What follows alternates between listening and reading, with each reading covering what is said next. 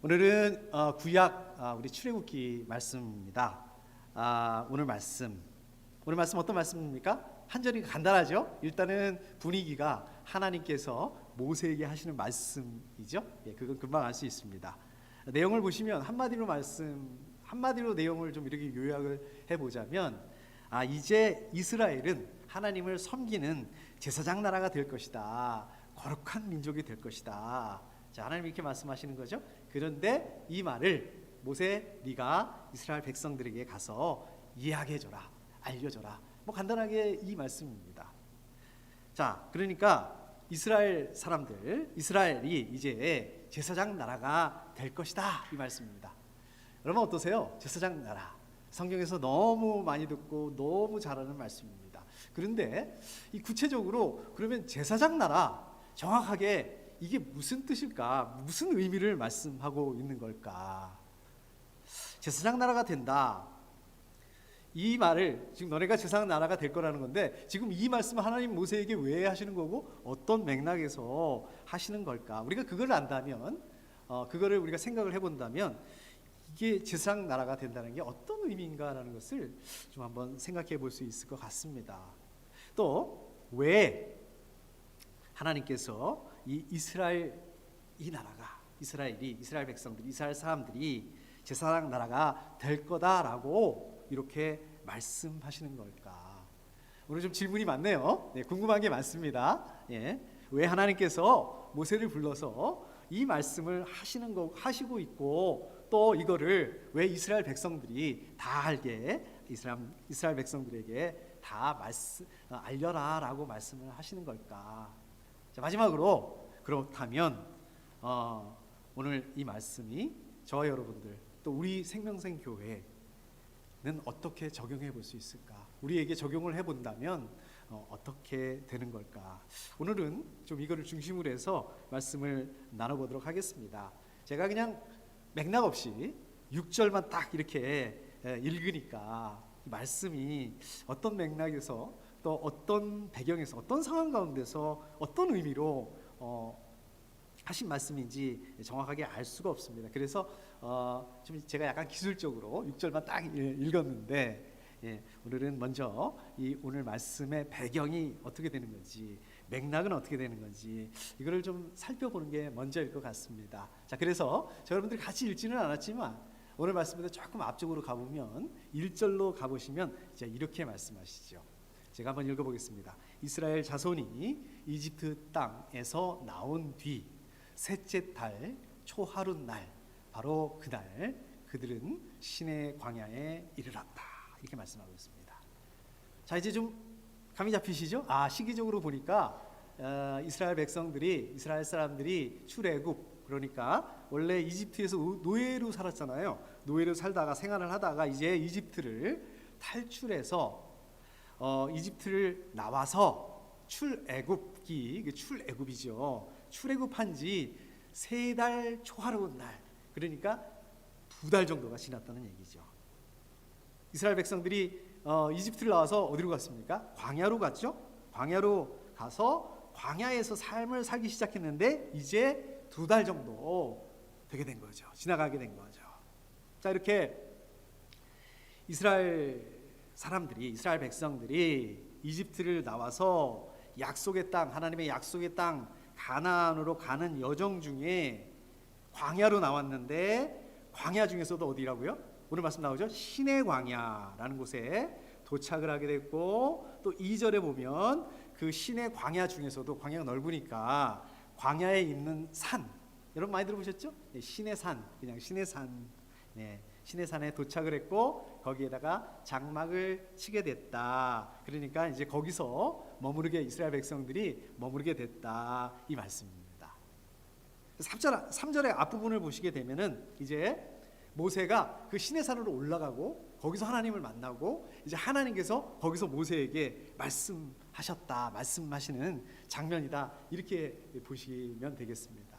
자, 3절 뒷부분, 3절 뒷부분에 보면 하나님께서 이렇게 말씀하세요. 오늘 말씀 이전에 이렇게 말씀하세요. 너는 야곱 가문에게 가서 이렇게 말하여라. 이스라엘 자손에게 이렇게 일러주어라, 이렇게 말씀하십니다. 자, 여기서 보시면 좀 약간 특이하게 말씀하시는 부분이 있습니다. 너는 누구일까요? 이 모세죠, 그죠? 너는 야곱 가문에게 이렇게 말씀하세요. 야곱 가문 누구를 말하는 거죠? 야곱이 누구지? 이 야곱 가문, 야곱이 아니라 야곱 가문이잖아요. 야곱 가문 누굴 말씀하고 있는 것입니까? 이 이스라엘이죠. 자, 이스라엘이라는 이름이 있는데 왜 이스라엘이라는 말을 안 쓰고 야곱이라는 말을, 야곱 가문 이런 말 잘 안 쓰시는데, 성경이 잘 안 나오는데 여기서 보시면 야곱 가문이다, 야곱이라는 이름을 쓰세요. 자, 이게 이유가 있어서 이렇게 하시는 것이죠.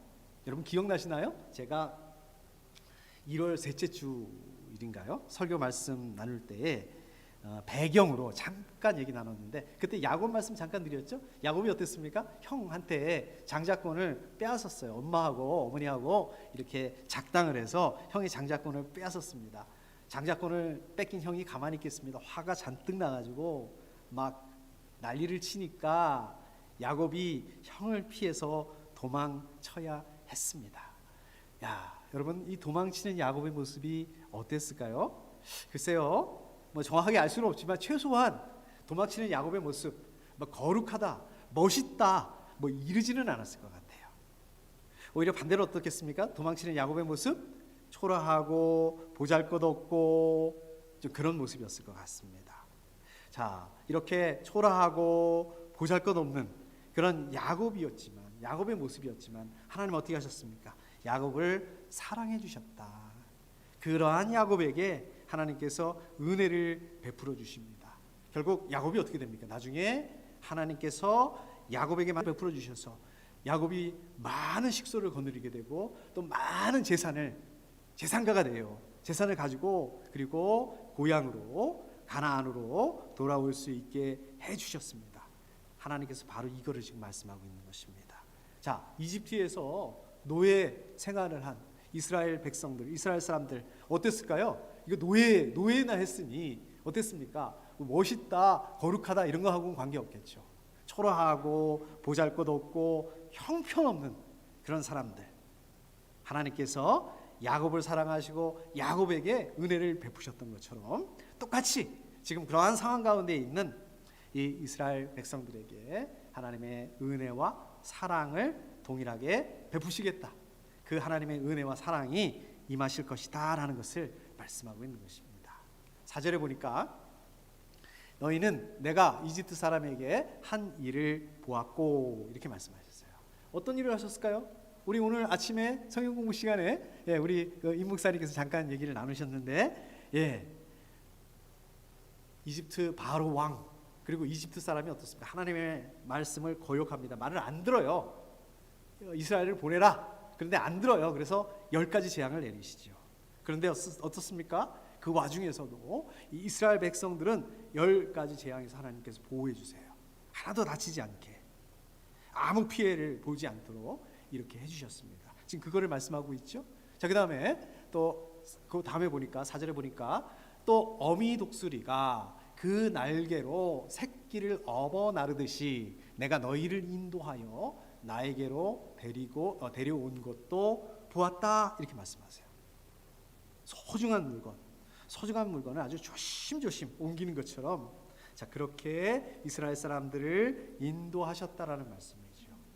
여러분, 그 독수리 날개 상상이 가시나요? 제가 그림을 못 준비했네요. 독수리 날개 멋있죠? 날개를 피면 엄청나게 크잖아요. 완전히 주변을 압도하는 그러한 독수리 날개, 뭐를 의미합니까? 하나님의 능력, 하나님의 권위를 상징하는 말씀이에요. 이스라엘을 안전하게 인도하시는 하나님, 그 하나님의 능력, 하나님의 그 권위에 어떤 세력도 어떤 반대도 넘볼 수 없는 절대 안전한 상태, 그것을 말씀하고 있는 것입니다. 하나님께서 그렇게 인도하셨다는 거예요. 이스라엘 백성들이 어땠습니까? 이집트를 막 탈출했죠. 그런데 첫 번째 위기가 다가왔죠. 탈출하자마자 위기가 다가왔어요. 어떤 위기가 생겼습니까? 앞에 홍해가 딱 있는데, 가로막혀 있는데 뒤에서는 누가 따라오고 있습니까? 그 이집트의 최정예 군대가 이스라엘을 잡겠다고 따라오고 있었던 거예요. 여러분, 이스라엘 사람들의 마음이 어땠을까요? 제가 그 입장이었으면 막 마음이 녹는 그런 느낌이었을 것 같아요. 야, 이제는 꼼짝없이 죽었구나. 이제는 끝이구나. 정말 자포자기하는 그런 상태였을 것 같습니다. 그런데 그런 상태에서 어떤 일이 발생합니까? 우리 잘 아시죠? 상상할 수 없는, 사람의 힘으로는 상상할 수 없는 일이 벌어집니다. 하나님께서 홍해를 확 갈라버리세요. 바다에다 길을 내버리세요. 이스라엘 백성들이 위기를 벗어날 수 있게 해주십니다. 자, 그리고 위기를 그렇게 벗어나서 이제 광야에 도착을 했는데, 광야가 뭡니까? 왜 이렇게 성경에서 광야라고 얘기합니까? 사막이에요, 사막. 사막이다 보니까 어떻습니까? 그 마실 물이 없을 거 아니에요. 물이 없잖아요, 사막에는. 근데 그 이스라엘 백성들이 얼마나 됐을까요? 오늘 성경 공부 때 얘기 나누셨죠? 남자 어른만 60만, 다 해서 한 200만. 거기다 뭐 사람만 있습니까? 그 기르던 가축 같은 것들 데리고 나왔잖아요. 짐승들 데리고 나왔잖아요. 그 많은 사람들이 마실 물이 어디 있겠어요, 사막에. 그러니까 사람들이 어떻습니까? 목이 마르다, 마실 물이 없다, 난리를 칩니다. 자, 바로 그때 하나님 어떻게 하셨습니까? 바위에서 물을 내게 하셨다. 그게 다가 아니죠. 허허벌판 사막에서 먹을 양식이 어디 있겠습니까? 먹을 양식 어디서 구하겠어요? 그렇다고 뭐 사막에다가 자리 잡고 농사 지을 수 있는 것도 아니잖아요. 이번에는 그냥 먹을 게 없다 또 난리를 치니까 하나님께서 만나와 메추라기를 주셨습니다. 여러분 어떠세요? 저는 이 말씀을 준비하면서 이 말씀을 보는데, 이거 완전히 우리 모습이네. 저 여러분들, 우리 생명생 교회 모습 같지 않으십니까? 저는 그런 생각이 들더라고요. 위기를 만나게 되면, 이제는 정말 방법이 없구나. 이제는 끝이구나. 그렇게 절망하고 좌절하고 포기하고 그러는데, 그럴 때마다 어떻습니까? 참 저도 이렇게 돌이켜 보면 뭐 멀리 갈 필요도 없고, 우리 교회를 이렇게 돌이켜 보더라도 어떨 때는 정말 저 여러분들이 생각하지 못하는 방법으로 하나님께서 지나가게 하시고, 또 어떨 때는 정말 사람들을 보내주시고 붙여주셔서 또 지나가게 하시고, 여러분들도 또 그런 경험들이 다 있으시잖아요. 자, 이번에는 아멜렉 사람들이 이스라엘을 공격합니다. 그것도 막 뒤에서 공격을 해가지고 피해가 어마어마해요.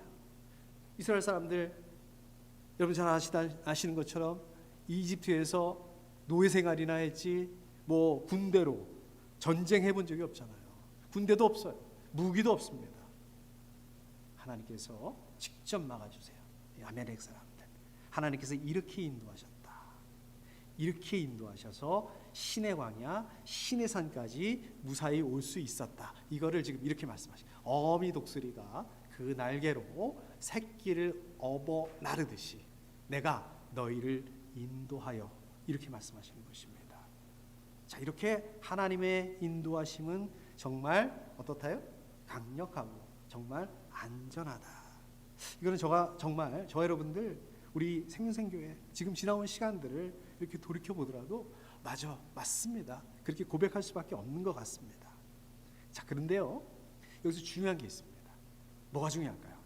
물론 이스라엘 사람들을 핍박했던 그 이집트 사람에게 하나님께서 재앙을 내리시고, 또 그 가운데 이스라엘 사람들을 보호하셨다. 또 그 하나님께서 마치 어미 독수리가 새끼를 이렇게 날아서 업어서 나르는 것처럼 신실하게 인도하셨다. 이거 중요합니다. 이것도 맞습니다. 그런데 이것보다 더 중요한 게 한 가지 있습니다. 맨 끝에 뭐라고 그랬습니까? 이것을 이스라엘 사람들이 직접 보았다.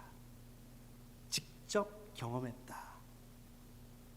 이게 중요한 거예요. 자, 이거를 직접 보고 이거를 직접 경험한 이 하나님의 능력, 이 하나님의 권능을 직접 보고 직접 경험한 이스라엘 사람들. 그렇다면 이 이스라엘 사람들이 어떻게 반응해야 되는가? 어떻게 해야 되는가? 와, 하나님 대단하신 분이시네. 하나님 대단하구나. 그런 분들 많이 있잖아요. 하나님 믿고 하나님 능력을 보고 경험하고 하나님의 인도하심을 받습니다. 이제 알아. 정말 하나님이 진짜 계시네. 맞네. 예, 인정합니다. 근데 그것뿐이에요. 하나님 대단하신 분이구나. 맞습니다. 그리고 만다. 이건 아니라는 거예요. 그럼 어떻게 하냐? 그게 다가 아니다. 자, 5절 앞부분에 보시니까 뭐라고 말씀하고 있습니까? 이제 너희가 정말로 나의 말을 듣고 내가 세워준 언약을 지키면 어떻게 된다고요? 하나님의 말씀을 들어야 한다는 거예요. 첫 번째, 예, 하나님 대단하시네 이러고 끝나는 게 아니라 하나님의 말씀을 들어야 한다. 하나님의 말씀 듣는다는 게 어떤 뜻일까요? 그냥 뭐 귀로 듣는다, 한 귀로 듣고 한 귀로 흘린다. 제가 한 귀로 듣고 한 귀로 흘린다. 이거는 제가 어렸을 때 저희 어머니한테 하도 많이 듣던 말이라서 너무 익숙합니다. 근데 그거 아니라는 거죠. 물론 하나님의 말씀을 귀로 들어야 됩니다. 그 다음에 어떻게 될까요? 귀로 듣는 하나님의 말씀을 한쪽으로 흘리는 게 아니라 머리로 이해하고, 또 머리로 이해한 다음에 그것을 몸으로, 삶으로 순종해야 된다. 순종할 수 있어야 된다. 하나님의 말씀을 온전히 듣고 이해하고 숙지하고 이 하나님의 말씀에 절대적으로 순종해야 된다. 하나님의 말씀을 그냥 지식적으로만 알고 있는 것이 아니라 삶을 통해서, 삶에서 적용할 수 있어야 된다. 실천할 수 있어야 된다. 그 말씀입니다. 내가 세워준 언약을 지키면, 이렇게 말씀하시죠. 내가 세워준 언약을 지키면, 언약이 뭐예요? 약속이죠. 계약 같은 거죠. 계약이라는 건 뭡니까? 원래 계약 당사자가 있습니다. 계약의 쌍방의 당사자가 있습니다. 잘 아시죠? 쌍방의 당사자가 누구입니까? 이 언약의, 이 계약의 쌍방의 당사자가 누구입니까? 하나님, 또 이스라엘 사람들이 되겠죠. 언약이 물론 하나님과 이스라엘 사람들, 쌍방, 계약 당사자 두 쌍방이 맺은 거 맞습니다. 그러나 누가 주도하십니까? 하나님께서 주도하시고 하나님께서 하나님의 백성들을 일방적으로 영원한 약속을 맺으셨다는 말씀입니다. 하나님께서 일방적으로, 이스라엘 사람들 절대로 자격이 되지 않지만 하나님께서 일방적인 하나님의 은혜로 약속을 맺으셨다라고 말씀하고 있습니다. 여러분 한번 생각해 보십시오. 하나님하고 이스라엘 사람들이 계약 당사자다. 하나님하고 이스라엘 사람들이 같은 레벨이다. 이 같은 레벨이라는 거잖아요. 같은 레벨이 될 수 있습니까? 같은 레벨이 될 수 없습니다. 그래서 내가 세워준 언약이다라고 말씀하고 있습니다. 그리고 이 언약을 지키면 무슨 말씀이죠? 이 언약을 지키면 무슨 말씀이에요? 언약을 지켜야 된다. 이스라엘 사람들 하나님과 맺은 이 약속을 어떻게 된다? 늘 깨어서 지켜야 된다. 이 약속을 마음속에 깊이 간직하고 항상 이 약속을 쫓아서 생활해야 된다. 이 약속을 쫓는 삶을 살아야 된다. 그거를 말씀하고 있습니다. 그게 전제 조건입니다. 그 다음에 보시니까 너희는 모든 민족 가운데서 나의 보물이 될 것이다. 네, 이렇게 말씀하세요. 이스라엘 사람들이 하나님의 말씀에 순종하는 삶을 살고 언약을 지키게 되면, 약속을 지키면 이스라엘 사람들이 하나님의 보물이 될 것이다. 여러분 보물 잘 아시죠? 보물이 뭐예요? 여러분 보물 있으시죠? 우리 보물 하나 둘씩 있으시죠? 예, 보물 소중한 겁니다. 보물은 소중하게 간직하는 것입니다. 외부로부터 어떤 위협도 받지 않도록 가장 깊숙한 곳에 두는 거예요. 하나님께서 이스라엘 사람들에게 그렇게 하시겠다는 말씀입니다. 하나님께서 이스라엘 사람들 이 세상의 어떤 민족보다, 어떤 나라보다 귀하게 여기실 것이다. 소중하게 여기실 것이다. 이 말씀입니다. 물론 이 세상 모든 나라, 이 세상 모든 사람들이 하나님의 소유입니다. 하나님의 것 맞습니다. 그런데 그 중에서 이스라엘을 구별하셔서 하나님의 영원한 소유, 영원한 하나님의 귀중한 보물로 삼으시겠다. 이렇게 말씀하고 있는 것입니다. 여러분 생각해 보십시오. 여러분 한번 생각해 보세요. 이 세상에 이스라엘 말고 더 강한 나라, 더 강대국, 더 좋은 나라, 더 큰 나라, 더 문명이 발달한 선진국, 그런 나라 많아요.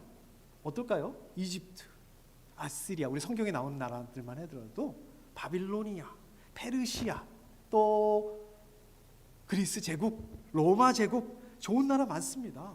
근데 하나님이 그런 나라를 쓰시면 간단하잖아요. 우리 눈으로 보더라도 어떻습니까? 이 이스라엘하고 정말 비교 자체가 안 되는 그런 나라들하고 이렇게 비교해 보면 이스라엘은 어떻습니까? 초라한 나라예요. 그런데 이 이스라엘을 하나님 그렇게 사랑하시고 보물이다라고 말씀하고 있습니다. 저 여러분들, 우리 생명샘 교회, 우리 세상적으로 보면 어떻습니까? 보잘것없습니다. 작습니다. 초라해요. 그런데 하나님께서 이 세상 사람들, 저 여러분들의 그 눈으로 보는 그런 것이 아니라 하나님의 일방적인 눈으로, 하나님의 은혜의 눈으로 바라봐 주신다는 것입니다. 이 세상에 보면은요, 뛰어나고 훌륭한 사람들 많아요. 근데 그 사람들이 아니라 바로 저 여러분들, 우리 교회 말고도요 좋은 교회, 큰 교회 많습니다. 물론 그 교회들이 뭐 잘못됐다는 게 아니고 사랑하지 않으신다는 건 아니지만, 우리 생명생교회를 소중한 보물, 빛나는 소유로 삼아주셨다, 삼으신다, 이렇게 말씀하시는 것입니다. 여러분 믿으십니까? 아멘이시죠? 속으로 하셨죠? 자, 그러니까 나는 이것도 없는데, 에이, 나는 이거밖에 안 되는데, 나는 뭐도 안 되는데, 뭐도 없는데, 나는 뭐도 못하는데, 그러실 필요 없습니다. 우리 생명생교회, 에이 뭐 조그맣고 사람도 못 모이고 많이 안 모이고 뭐도 없고 뭐도 못하고, 그러실 필요 없습니다. 왜 그럴까요? 자, 여러분들, 우리 생명생교회 어떤 존재다? 어떤 존재라고 말씀하고 있습니까? 하나님께서 가장 소중하게 여기시는 존재다. 이 세상에서 하나밖에 없는 보물이다. 그런 존재입니다. 자, 그러므로 너희는 내가 선택한 백성이 되고, 이렇게 말씀하시죠? 자, 그 다음에 6절 말씀, 오늘 말씀이죠. 제가 다시 한번 읽어보겠습니다. 너희의 나라는 나를 섬기는 제사장 나라가 되고 너희는 거룩한 민족이 될 것이다. 이렇게 말씀하고 있습니다. 지금 하나님께서 이스라엘 사람들 소중한 보물이다 라고 말씀하고, 뭐라고 말씀하고 있습니까? 거룩한 사명, 막중한 책무를 맡기고 있어요. 뭐라고 말씀하고 있어요? 제사장 나라가 될 것이다. 제사장 나라, 정확하게 말하자면 제사장들의 나라, 이렇게 됩니다. 제사장들의 나라, 무슨 뜻일까요? 1차적으로 하나님을 섬기고 하나님께 제사 드리고 하나님께 봉사하는 그러한 제사장들이 끊이지 않는 나라, 그런 나라, 그런 뜻도 되지만 다르게 보면 이렇게도 볼 수 있습니다. 거룩하신 하나님과 이 세상, 나라, 백성, 그 사이를 중재하는 그런 나라, 그게 이스라엘. 또 어떤 말씀입니까? 타락한 이 세상 가운데 하나님의 영광을 드러내는 나라, 하나님의 거룩한 뜻을 전하는 나라가 될 것이다. 또 있습니다. 하나님께 속한 그런 사람들이라는 거예요. 하나님께 속한 사람들로서 어떻습니까? 스스로 성결하고 정결할 뿐만 아니라 하나님의 거룩함을 보존하는 나라, 이게 제사장 나라, 이렇게 될 것이다. 또 기도와 찬양으로 항상 하나님께 가까이 가는 나라, 이런 나라가 될 것이다 라는 말씀이에요. 자, 정리하면, 요약하면, 한마디로 하면 이스라엘 사람들은 어떻다고요? 하나님을 섬기는 사람이고 동시에 하나님과 이 세상 사이의 중재자다, 그런 나라가 될 것이다 라고 말씀하고 있는 것입니다. 여러분, 성경을 큰 그림으로 보셔야 됩니다. 성경을 큰 그림으로 한번 그려보겠습니다. 우리 창세기 말씀으로 한번 돌아가 볼까요? 창세기 1장부터 11장 기억나시나요? 네 가지 사건, 창조, 타락, 홍수, 바벨론. 오늘은 이거 말고 이거 말고 창세기 1장부터 11장에 보시면 어떻습니까? 하나님께서 이 세상 사람들에게 직접 교제하세요. 직접 소통하세요. 그런데 창세기 12장으로 넘어가면서 확 달라집니다. 분위기가 달라져요. 어떻게 분위기가 바뀝니까? 어떻게 달라집니까? 아브라함이라는 분이 등장을 하죠. 하나님 아브라함을 통해서 사람들과 교통하시고 교제하시고 소통하세요. 너는 복의 근원이 될 것이다. 무슨 말씀입니까? 아브라함을 통해서 복을 주실 것이다. 하나님께서 아브라함을 통해서 사람들과 교제하고 소통하십니다. 자, 이제 하나님께서 이 아브라함에게 거룩한 하나님과 타락한 사람들 사이에 중재하고 또 하나님의 영광을 드러내고 하나님을 섬기는 그러한 역할을 감당하도록 하세요. 근데 오늘 말씀을 보시면 이 하나님께서 아브라함에게 맡기셨던 그 역할을 이제 누구한테 맡기십니까? 확대해서 이스라엘에게 맡기세요. 너희의 나라는 나를 섬기는 제사장 나라가 되고, 하나님께서 이 이스라엘을 이 세상 모든 나라 가운데서 특별히 구별하셔서 하나님과 직접 교제할 수 있게 하시고, 또 동시에 어떻습니까? 이 이스라엘 열방, 이 이스라엘이 열방과 하나님 사이를 연결하는 그러한 중재자로 역할을 하게 하실 것이다. 그런데 어떻습니까? 이스라엘 사람들이 이거를 오해를 합니다. 하나님 자기들만 사랑하시는구나. 우리만 사랑하시는구나. 우리만 선택받은 민족이구나. 선민, 자기들만, 우리만 거룩하구나. 우리는 특별한 사람들이다. 다른 민족, 다른 나라, 상종할 수 없는 이방인들이다. 결과적으로 어떻습니까? 이스라엘 사람들, 너희의 나라는 나를 섬기는 제사장 나라가 되고, 이 말씀에 순종하지 못합니다. 이 말씀에 실패하고 말게 됩니다. 그래서 예수 그리스도께서 이 땅 가운데 오실 수밖에 없었던 거예요. 십자가, 부활을 통해서 감당하시게 됐습니다. 이 사명을 감당하시게 됐어요. 이 제사장의 사명, 이제 혈통적인 그러한 이스라엘이 아니라 영적인 이스라엘, 누구죠? 저와 여러분들, 우리 믿는 모든 그리스도인들이 이 제사장의 사명을 감당할 수 있는 그러한 사명을 주셨다는 것입니다. 그렇기 때문에 어떻습니까? 여러분들, 이런 삶을 살아야 된다는 것입니다. 어떤 삶? 어떤 삶을 살아야 된다는 것입니까? 먼저 이 세상 사람들 중에서 우리는 구별돼서 거룩하신 하나님과 교제를 나누는 삶을 살아가야 된다는 것입니다. 거룩한 삶을 감당할 수 있어야 된다는 것입니다. 두 번째 뭡니까? 하나님과 이 세상 사람들. 제가 이 세상 사람들 하니까 너무 거창하죠? 우리 주변에 하나님 믿지 않는 사람들, 하나님 말씀, 하나님 사랑, 이것을 나누고 섬겨야 된다는 것입니다. 이분들을 위해서 기도해야 된다는 것입니다. 여러분들, 저와 여러분들이 우리 믿지 않는 분들을 위해서 열심히 한다고 해서, 제가 열심히 해도 안 된다, 열심히 하지 마시라, 이 말씀이 아니에요. 그러나 우리가 열심히 한다고 해서 할 수 있는 게 많지 않습니다. 별로 없습니다. 그런데 하나님은 어떻습니까? 하나님 그렇지 않습니다. 그렇기 때문에 우리가 열심히 하는 것도 중요하지만 기도해야 됩니다. 기도하는 게 더 중요합니다.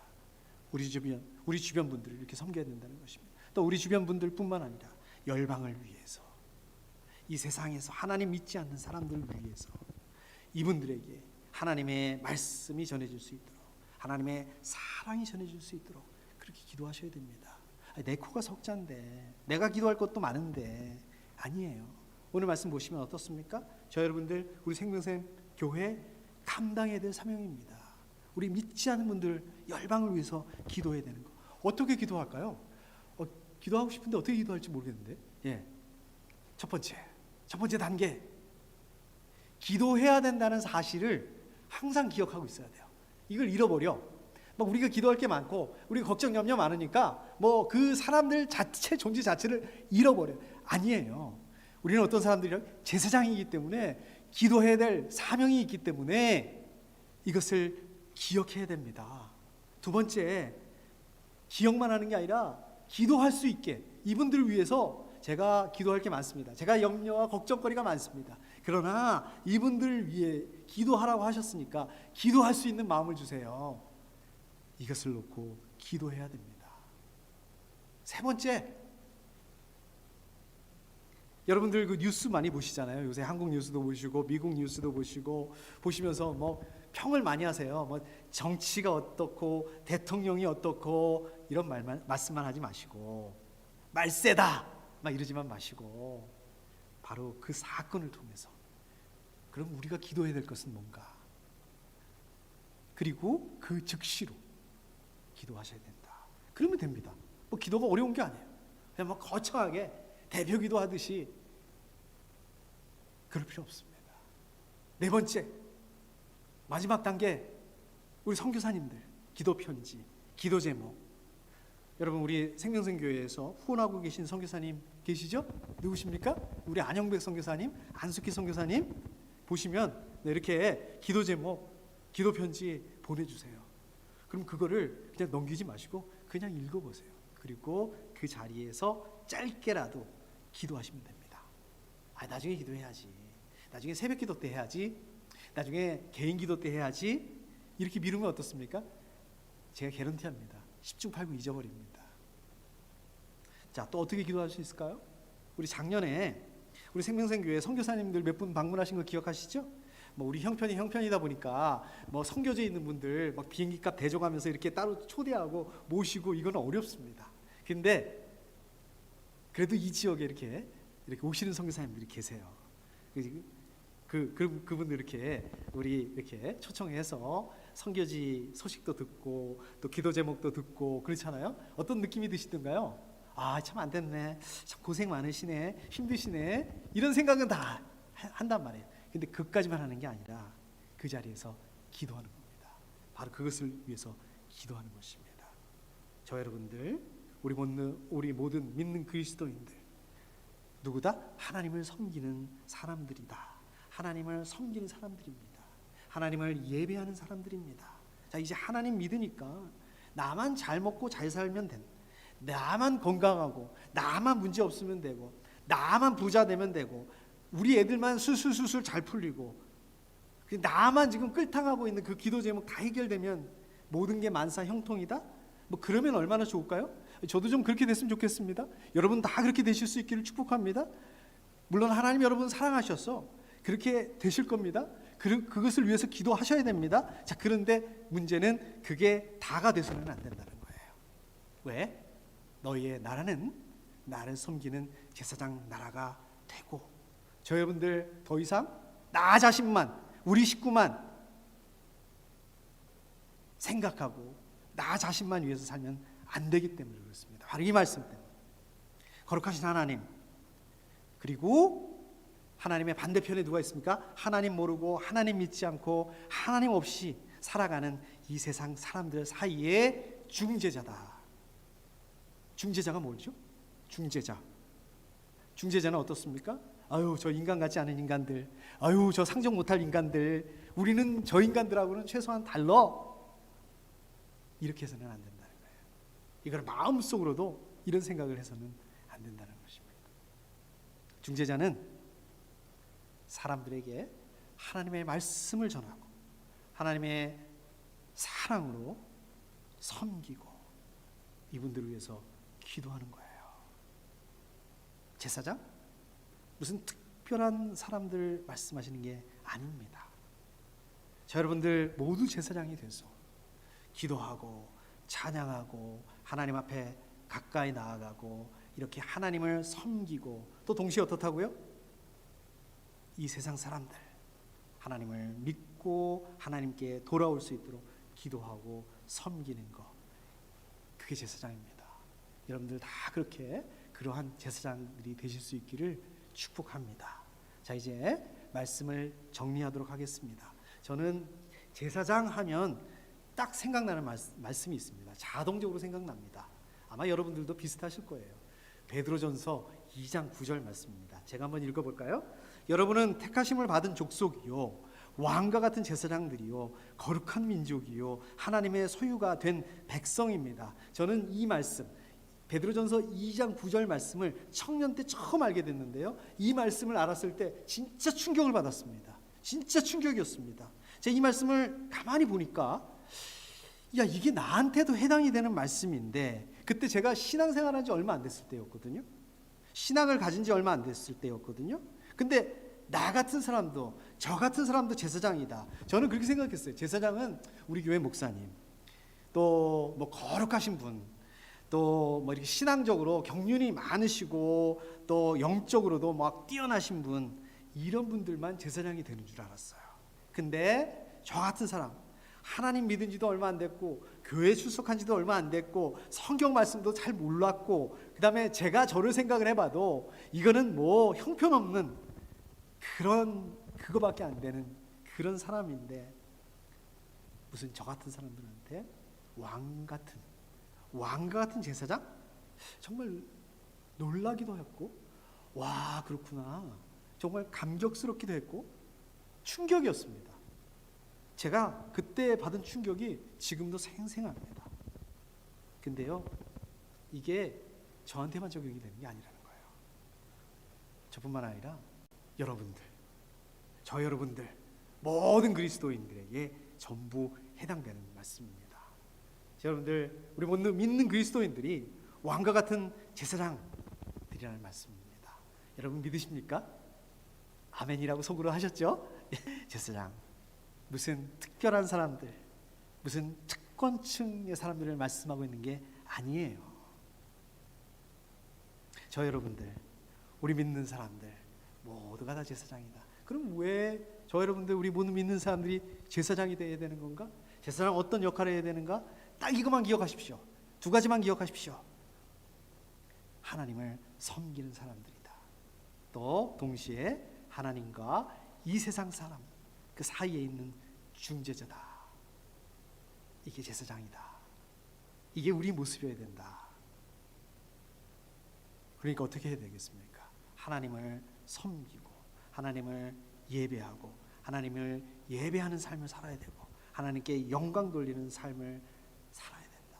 여러분 잘 생각해 보십시오.